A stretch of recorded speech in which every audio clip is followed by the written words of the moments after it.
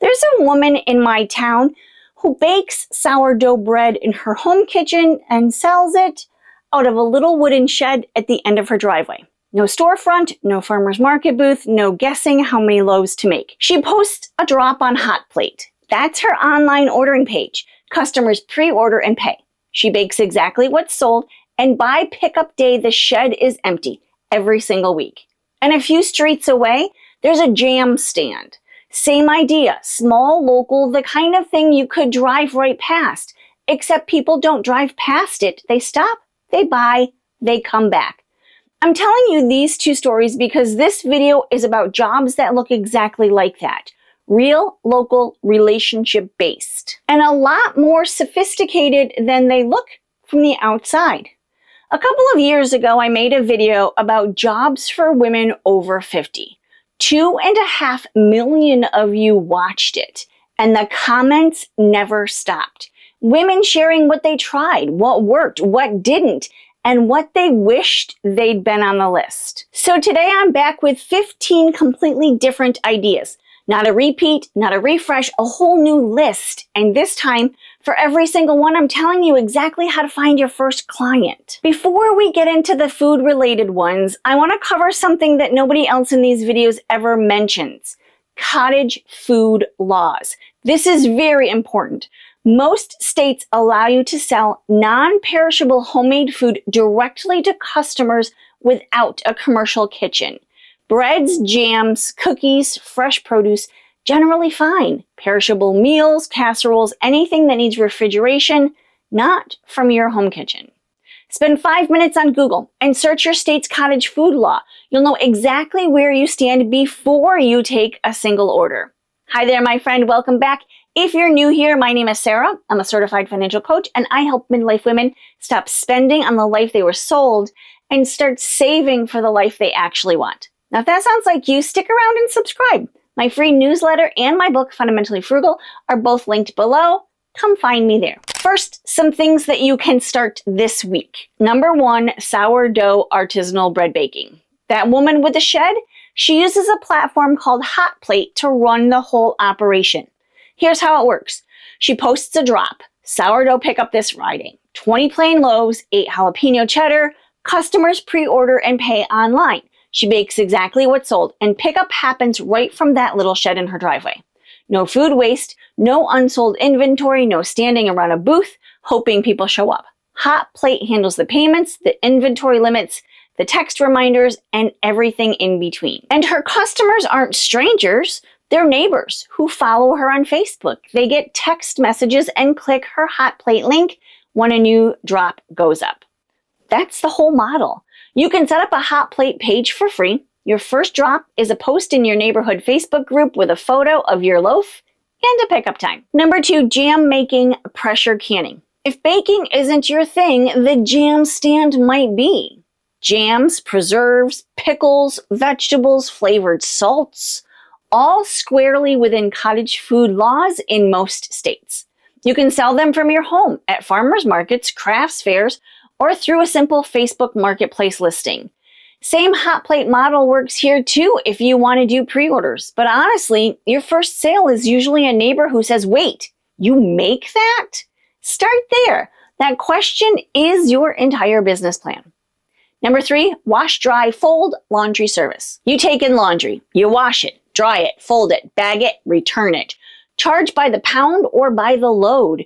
Your clients are busy families, single professionals, elderly neighbors who can't manage it alone.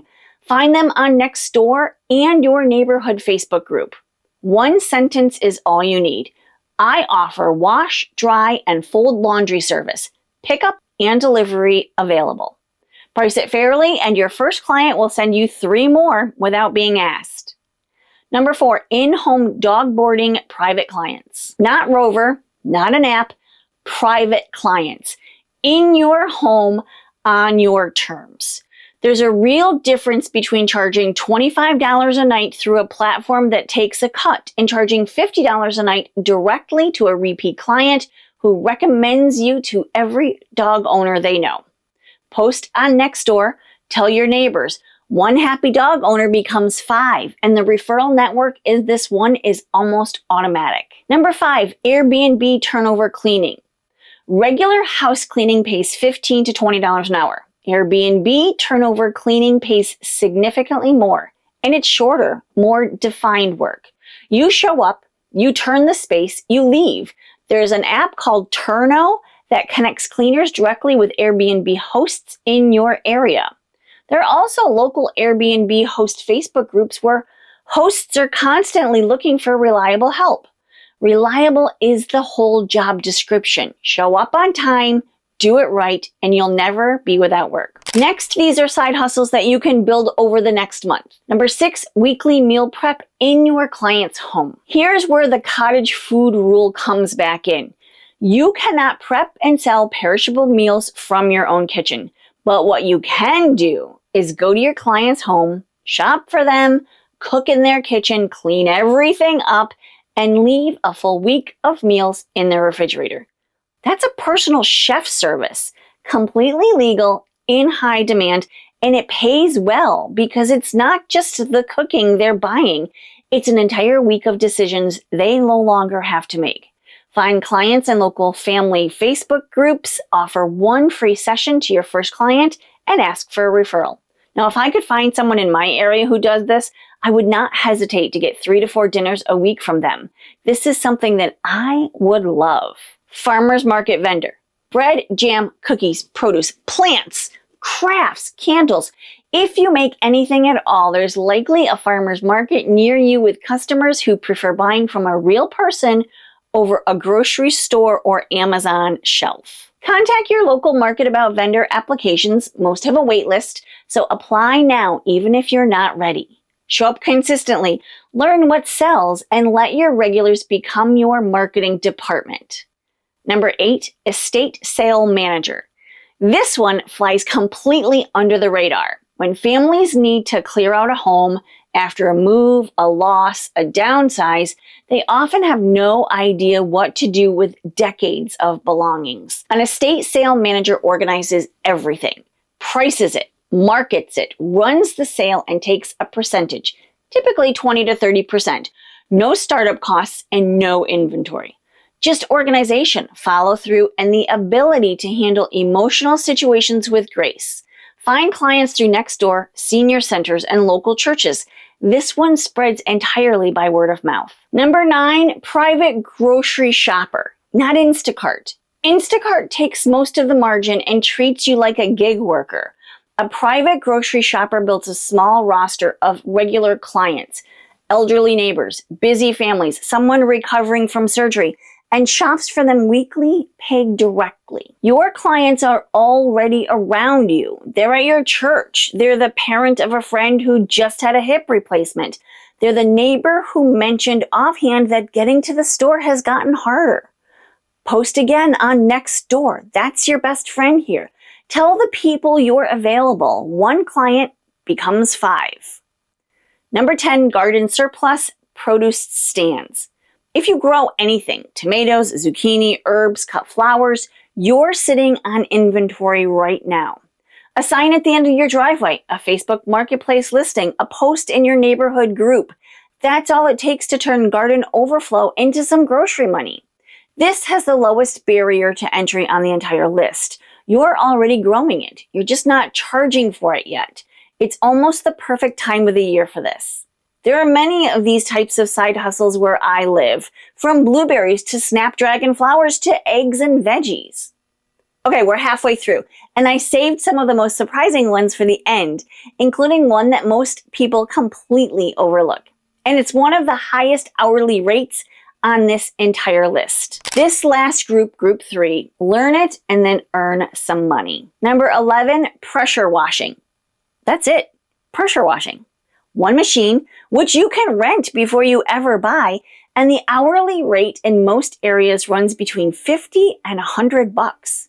Driveways, decks, siding, fences, before and after photos posted on Nextdoor and Facebook are your entire marketing strategy. You post the photo, the phone rings. It's a physically demanding job I want to be honest about that, but it's also one of the fastest ways to turn a Saturday morning into like $200. Number 12, senior companion driver. This is transportation, not companion sitting, but also not Uber. Driving elderly clients to doctor's appointments, grocery runs, hair appointments, lunch with friends, errands. The need is enormous and growing every year, and the trust required is equally high. Find clients through senior centers, local churches, and hospital social workers who are always looking for reliable people to refer. It requires nothing more than a reliable car, a clean driving record, and a person who actually shows up when they say they will. That last part turns out to be rare enough to build a business on. Number 13, virtual assistant.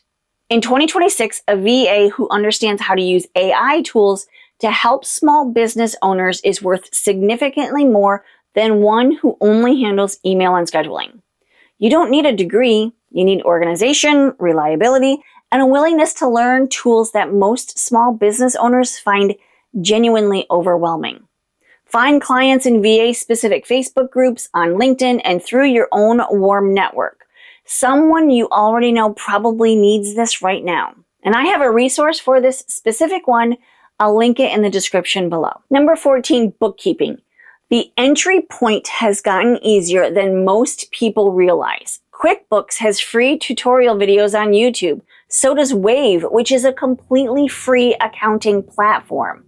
Most small businesses are not looking for a CPA. They're looking for someone organized and trustworthy who shows up every month and keeps things from falling apart.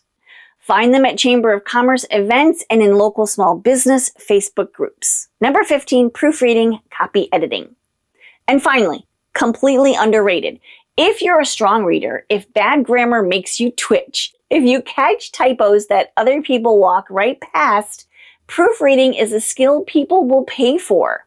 Authors, bloggers, small businesses, online course creators all need their work reviewed before it goes public. A platform called Readsy connects proofreaders with authors.